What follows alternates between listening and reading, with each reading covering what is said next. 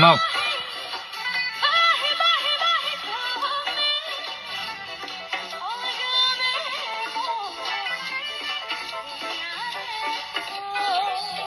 এইগৰাকী বংগৰ কণ্ঠশিল্পীয়ে জুবিন গাৰ্গৰ কথা সুৰ জুবিন দাই যেনেকৈ গাই থৈ গৈছিলে তাক বিকৃত ৰূপ দিছে। এওঁ বিকৃত ৰূপ দিবৰ কাৰণে ক'ত অধিকাৰ পালে? অসমীয়াখিনিৰ পাইছে, অসমীয়াখিনিৰ কাৰণে পাইছে। বদনে আনিলে মান হ'ব বুলি ভাবিছিলে, ভাল হ'লগে মহাকাল। আৰু আমাৰ অসমৰ দল সংগঠন বিহু কমিটি যিমানবিলাকে মাতিছে তেওঁলোকে অকমান মগজুটো খটাই অনুভৱ কৰক যে আমি আমাৰ থলুৱা শিল্পীতকে এওঁ আজি অনুষ্ঠান বেছি। কি চাবৰ কাৰণে, কি শুনিবৰ কাৰণে মাতা হৈছে।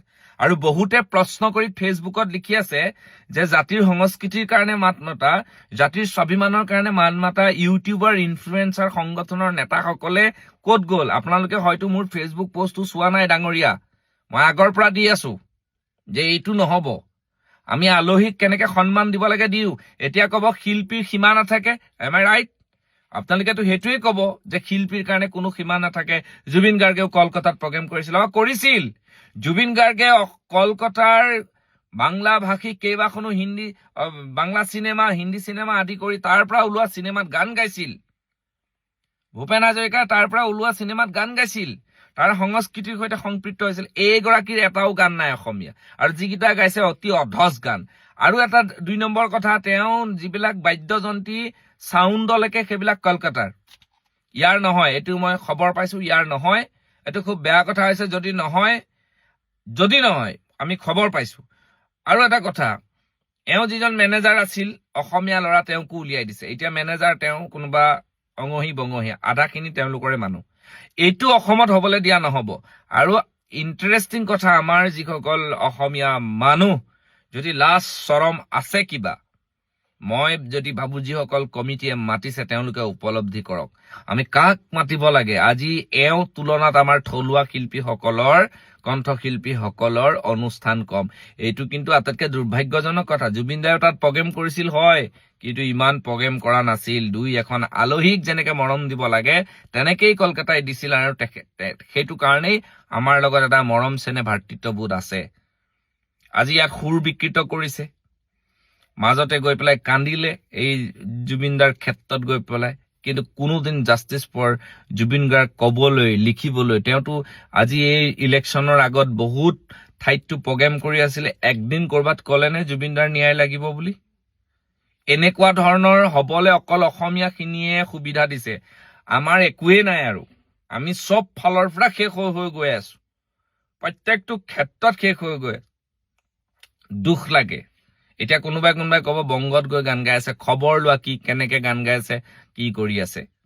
গতিকে এনেকুৱা ধৰণৰ আৰু বহুতে লিখি যে আছে, আমি তেখেতসকলক কৈছো আমি কিন্তু মাত মাতি আছো। মই কিন্তু বিশেষকে মাত মাতি আছো, আৰু হাজাৰজনে মাত মাতি আছে, বহু সাংবাদিকে মাত মাতি আছে যে এনেকুৱা ধৰণৰ বিকৃত কৰা অতি সোনকালে এইগৰাকী মিত্ৰ নামৰ কণ্ঠশিল্পীয়ে জুবিনদাৰ এই বাঁহী গানটো বিকৃত কৰাৰ কাৰণে ক্ষমা খুজিব লাগে বুলি ভাবিছো।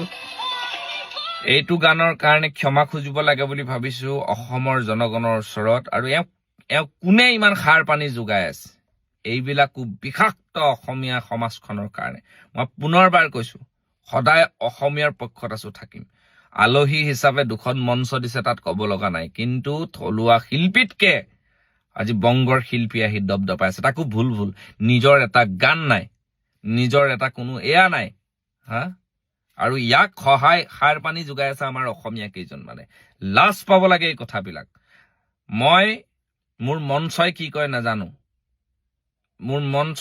নাজানো, মই যিটো সংগঠনত নেতৃত্ব দি আছো, নেতৃত্বৰ কাৰ্য য'ত মই সাংগঠনিক সম্পাদক হিচাপে আছো, তেওঁলোকে কি কয় মই নাজানো। কিন্তু মই ব্যক্তিগতভাৱে কৈছো যে অসমীয়া জাতি এইগৰাকী কণ্ঠশিল্পীৰ পৰা হ'ব পৰা যিকোনো ধৰণৰ অপৰাধমূলক, অন্যায়মূলক কামৰ বিৰুদ্ধে আচৰণ কৰিম। আৰু জুবিন গাৰ্গক ব্যৱহাৰ কৰাৰ পৰা বিৰত থাকক। এই মাইক্ৰফোনত মায়াবিনী লিখি ন্যায়ৰ বাবে প্ৰতিবাদ নকৰা মানুহক আমি ঘেণ্টা খাতিৰ নকৰো। চিধা আৰু স্পষ্ট কথা। আৰু আমি জুবিন গাৰ্গৰ ন্যায়ৰ প্ৰসংগ আমি সদায় মাত মাতি যাম। বহুতে ভাবিছিলে যে ইলেকশ্যনৰ আগলৈকে মাত মাতি যাম, মিছা কথা। আমি এতিয়া ন্যায় যাত্ৰা উলিয়াম। বাৰে বাৰে কৈ আছো আমি যেহেতু ফাষ্ট ট্ৰেক আদালত দিছে কাৰণে আমি আস্থা ৰাখিছো সেইকাৰণে আস্থা ৰাখিছো মই সেইদিনা বাতৰিটো কৈছো কিন্তু আমাৰ অসমৰ জাতি মাটি স্বাভিমানৰ কথা আমি সদায় মাত মাতি যাম জয় আই অসম